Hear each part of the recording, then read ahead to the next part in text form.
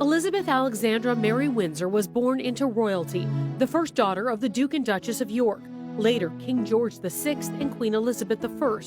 She became heir presumptive after the abdication of her uncle, King Edward VIII, in 1936.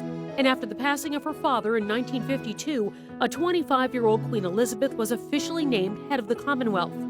Queen Elizabeth II was coronated on June 2, 1953, beginning a reign that included major political changes, meetings with 12 sitting U.S. presidents, and more than a handful of hardships.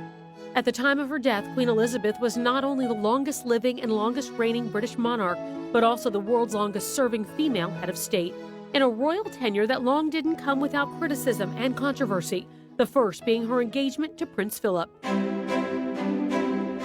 Some royal advisors deemed the prince, who had little financial standing and was foreign-born, an unsuitable partner for then Princess Elizabeth. Regardless, the pair married in 1947 and had their first child, Prince Charles, less than a year later. They had 4 children total: Charles, Princess Anne, Prince Andrew, and Prince Edward. Charles married his wife, Princess Diana of Wales, in 1981. The fairy tale wedding was broadcast to a global television audience, and 600,000 spectators lined the streets near St. Paul's Cathedral to catch a glimpse of the couple.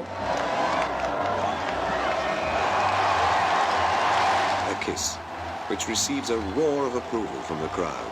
But despite fairy tale appearances, all of Elizabeth's children struggled in their personal lives. She referred to 1992 as her annus horribilis, or horrible year.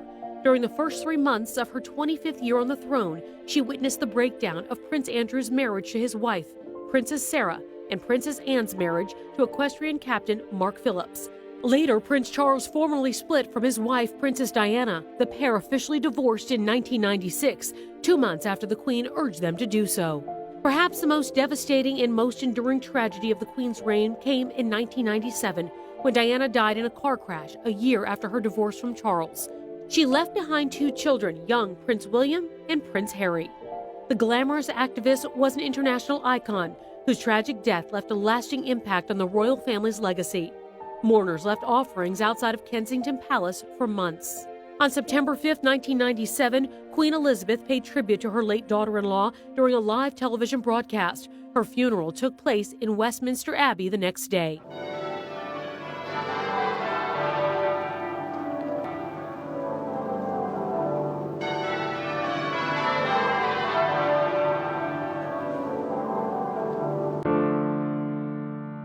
The youngest son of Diana and Charles, Harry, later left the royal family with his American wife, actress Meghan Markle, in a bombshell interview with Oprah.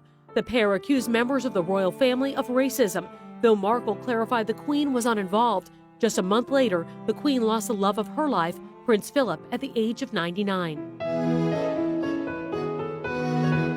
Elizabeth maintained a high approval rating throughout her reign, and the long-serving Queen, with her monochromatic outfits, elaborate hats, and well-documented love of corgis, was as much of a pop culture icon as she was a nation's figurehead.